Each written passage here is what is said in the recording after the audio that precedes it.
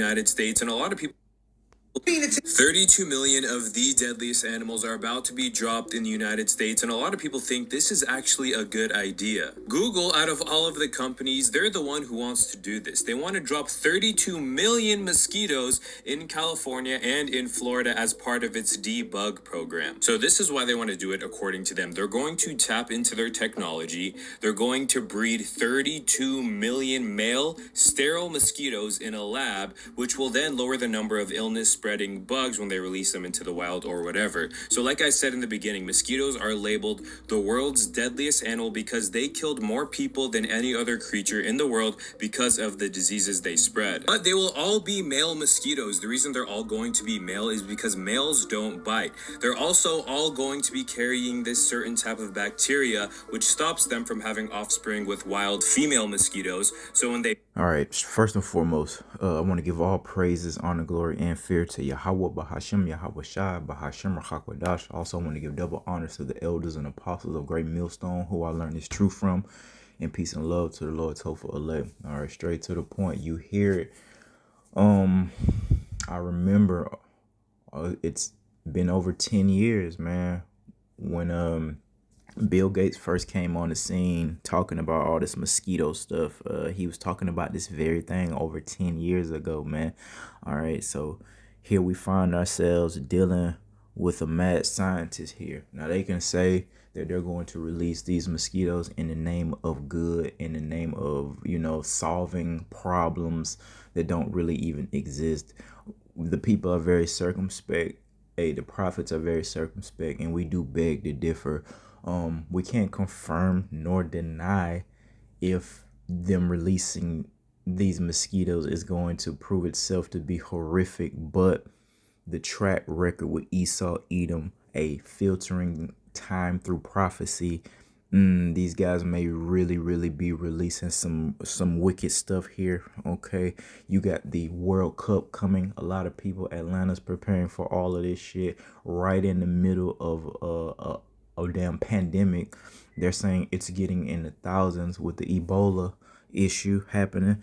All right, so you got the mosquitoes getting ready to be released, millions and millions and millions, and they're saying, oh yeah, just California, just Florida. Oh, it's gonna be so-called Negro please, man. So-called Negro please.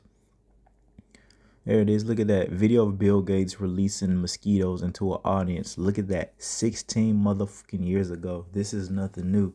He's been wanting to do this. He had a little commercial that came out not too long ago, but it was quite some time ago at the same time, just talking about mosquitoes, and he had a very sinister look on his face during that time, and his wife also had a very sinister look upon her face when they were talking about the mosquitoes. And he was like, the next pandemic is going to really be the one that's really going to shake the earth, going to wake people up, man. And through the spirit and power of Yahweh Bahashim Yahweh Shah, we are to remain circumspect of it. We don't trust in our oppressor like like 2/3 of the nation of Israel.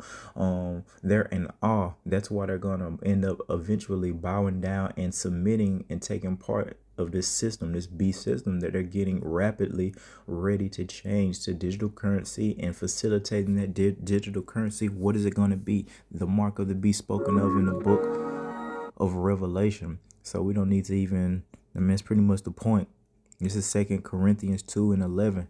Lest Satan should get an advantage of us, and we don't want our enemy to have an advantage over us. All right, for we are not ignorant of his devices. So we're not ignorant of the times. We're not ignorant of the moves that he's making, man. He can say we're releasing these mosquitoes in the name of good. We're circumspect because we're not ignorant to his devices, to have the mentality of a mad scientist. Matter of fact, let's go to the book of Job. All this wisdom, knowledge, and understanding, Esau, Edom understand the herbs and that they have healing properties, but instead he goes the mad scientist route. Why? Because he loves money, he loves pride, he's very vain. Therefore, Job 13 and verse 4, but ye are forgers of lies, man. You started all these lies and still living in that spirit of a liar. Ye are all physicians of no value. So yeah, you can get a lab in a factory and manufacture 3D printed meat, or manufacture killer robots, or not killer robots, killer mosquitoes. But you can't cure none of these diseases, which again, the Lord have created, many, if not, many herbs upon the earth that can heal most, if not all, diseases with the correct wisdom, knowledge, and understanding apply. But again, Esau Edom knows of these things, but he's obsessed with vanity, money, soul, instead of creating something that could actually benefit society. What does he do? He used the Lord's needles, man. Right? Because that's what I guess that's essentially kind of what they are. They got those stingers, man. That's likened to a needle, man. Shit. And he probably put some deadly disease in these damn mosquitoes. Just so happened, as I was just scrolling up, scrolling through just life via the internet, I did see an article not in direct relation to the article about the mosquitoes, but they're saying that this mosquito repellent these days, it's not even working. They said it has the opposite effect, matter of fact. So this is something sinister, it's going on, man. And just like if you're watching, that's why the Lord teaches these things, and exactly a not being ignorant to Satan's devices, and not being ignorant ultimately to sin. And that's why the law is so we understand what sin is, and we can come up out of it. But they're saying, a while back I heard rumors of it being antibiotic resistant STDs, man, and that's from Yahweh Shema Shah, if that is so, man, and rightfully so, for all the sexual immorality that takes place within our nation and throughout the earth. Of course, the Lord will give you a disease that you can't just get a shot or take a drink and get rid of, man. So all these things is coming down the pipeline. And Jacob's trouble. This is what we're preparing our people. This is what the Lord is preparing his people down the pipeline. The Lord said this was going to be a time like the earth has never seen before. So these mosquitoes, on top of another type of pestilence that can be passed different ways, human to human, it's all starting to really shape up to be a time like the earth has never seen before. Therefore, we need to hide ourselves in the name Yahweh Bahashem and Hawashah. Let's go to the book of Habakkuk 2 and start at 2. And the Lord Yahweh Bahashem Yahweh answered me and said, write the vision and make it plain upon tables, that he may run that read it. And that's pretty much the ministry of the prophets, man. The 12 tribes chart on the fact that we're professing the name Yahweh Yahweh Shah, man. We're making it plain upon tables. Verse 3, for the vision is yet for an appointed time, and Lord willing, we're in those times. But at the end it shall speak. In the end times, the last days, these things are speaking. We're able to see this man is coming in like a madman, sparing none, and not lie like Esau Edom. Though it tarry, wait for it, because it will surely come. It will not tarry. And the Lord say, this thing gonna come quickly, and he's gonna cut time short. So that's what we're experiencing, man.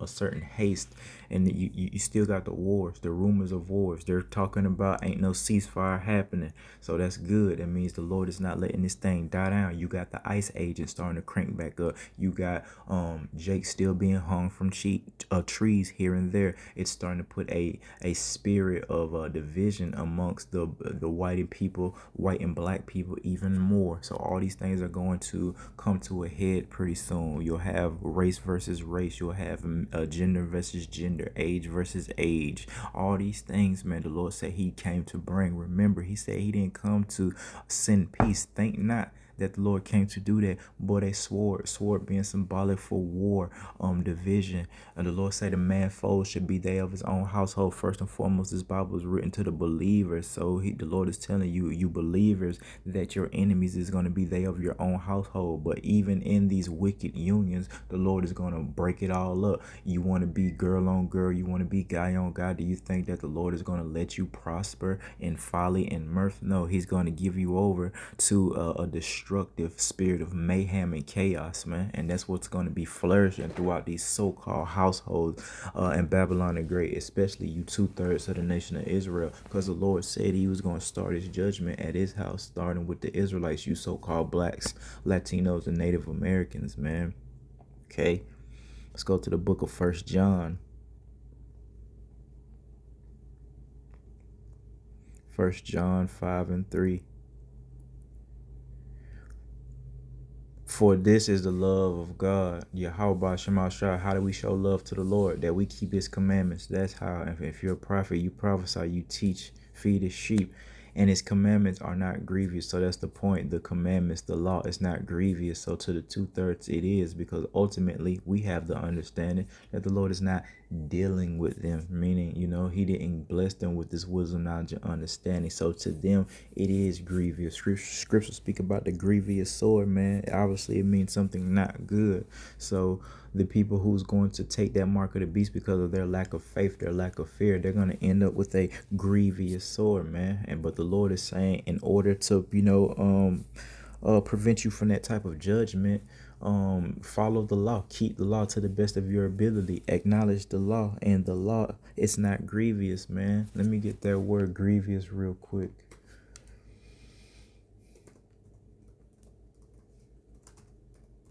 All right, here we go. It says severe, burdensome, or causing great sorrow and pain. Typically describes the heavy weight of sin. So yeah, man, keeping the law won't have you weighed down. It won't be a severe, burdensome spirit upon you, a continual sorrowful spirit. And ultimately the 2/3 are going to be given over to that in Jacob's trouble. Sure, they think that they're enjoying earth now. They're in their folly, they're in their mirth, they're in their prosperity. Let them tell it. But that's what we're prophesying. Sure, the Lord is gonna bring all that prosperity to a screeching halt, man, here pretty soon, man. Hey, the gates of mercy is getting ready to close. Thus saith Yahweh Bahashem Yahweh Shai, man. Let's go to the book of Micah.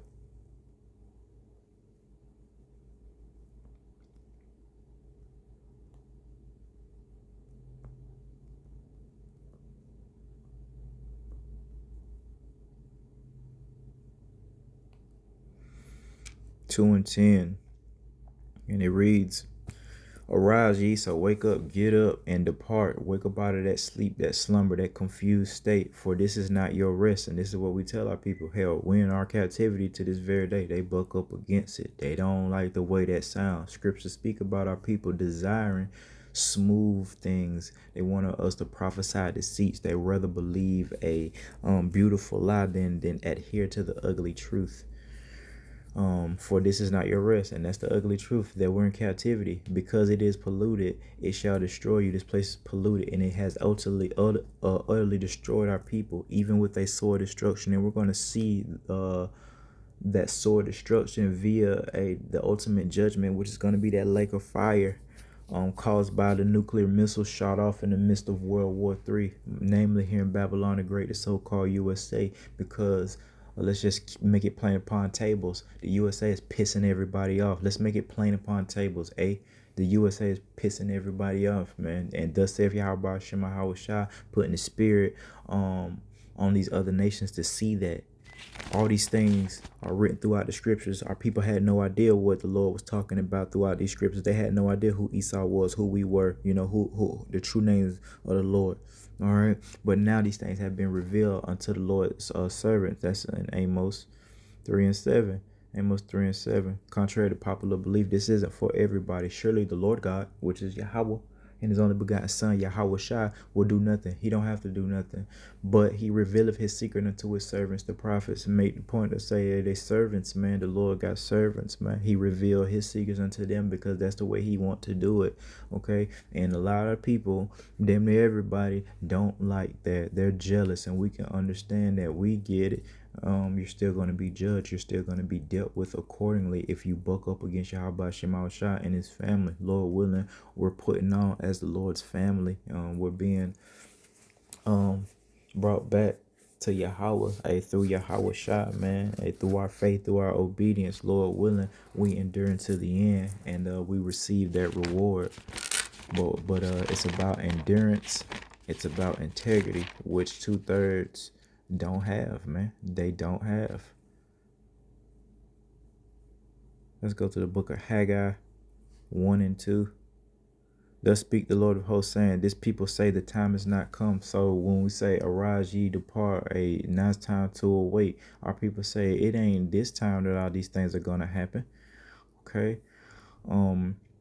So this is what we got to say. Thus speaketh the Lord of hosts, saying, and the Lord is speaking through us. This people say the time has not come. The time that the Lord's house shall be built, and that's what we're saying. That remnant house of David, that 1/3, that house is being rebuilt spiritually. We're waking up.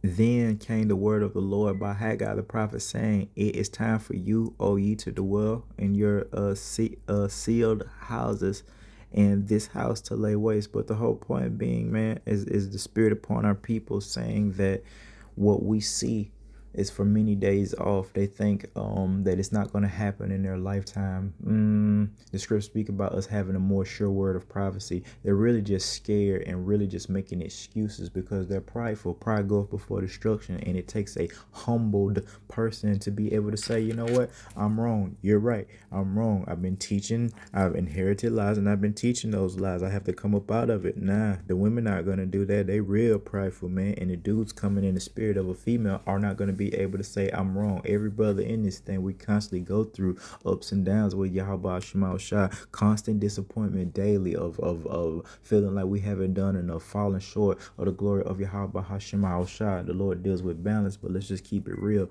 If we feel like that, how much more do the other Israelites need to be coming in the spirit of humility? They're not, which is why they're going to be judged, man. Thus saith Yahweh Hashem Shai. They can't take it. 1 Corinthians 2 and verse 4. In my speech and my preaching was not with enticing words of man's wisdom. Again, they want to hear them smooth words. They want prosperity gospel. They don't want us to yell. They don't want us to curse. And we try to be balanced in that and not just be out there cursing and things like that, especially as we mature and become more seasoned. But sometimes the Lord have us bring out certain things a certain type of way, and our people will disregard the message based off of how it's being brought out. That's the spirit of a child and a woman, man. But in demonstration of the spirit and of power. So our people can't handle it. They can't handle the truth because it pricks their spirit. It hurts them. It's what's the word? It requires accountability, which a wicked ass motherfucker don't have, man. Therefore, a wicked ass motherfucker gonna continue to say whatever, do whatever to keep on from having to deal with the acknowledgement of his own BS, man. Okay, that's pretty much the whole point. This man is doing some weirdo stuff, man, and it could get out of control. I completely forgot about the World Cup coming, man. Oh shit, man, it's gonna be a mess. It's gonna be a mess. It's gonna be a lot of people down here in the South, and then again, they're talking about releasing millions and millions of fucking mosquitoes. How do they keep the number on that anyway? It's probably gonna be a lot more than that, man. And it's no way that they're releasing these mosquitoes, and it's gonna ultimately be a good thing, man. All right, so we just gotta stay circumspect, continue to call upon Yahweh by Hashem Yahweh Shah. Don't be ignorant to Satan's devices, because this man is coming with some crazy stuff. He had pulled out that energy weapon on those people, right? A time like the earth has never seen before. Now he's releasing all these biological, organic creatures, insects into the atmosphere, along with this robot technology, the drones, and all that other stuff. So it's just gonna be a lot, and this is why we need Yahweh Hashem Shai, because you're not gonna be able to spray bug spray on the type of pestilence and the type of plagues that the Lord will bring upon the earth. Was they able to do that in ancient Egypt? I did a epistle. I need to revisit that, just going back into revisiting the plagues of ancient Egypt and just how intense they really were. The period of darkness, the frogs, the locusts, all those things. And again, I had read that article about the mosquito. It was resistant to the mosquito repellent, man. It ain't working. So what can you do in a situation like that? You surely can't use a sword to battle a million mosquitoes. So what do you have to have? Yahweh Hashem Shai, and he'll make these animals, insects, etc. be in league with you, man. They won't bother you. They'll attack your enemies, man. Okay, and that's something very, very, very serious to meditate on, because if the Lord, or when the Lord start unleashing these type of plagues, man, you're gonna need divine intervention, man. It ain't gonna be this carnal stuff. So you have to practice now. All right. So with that, I want to give all praises, honor, glory, and fear again to Yahweh Bahashem Yahweh Shah. Till next time, Shalom.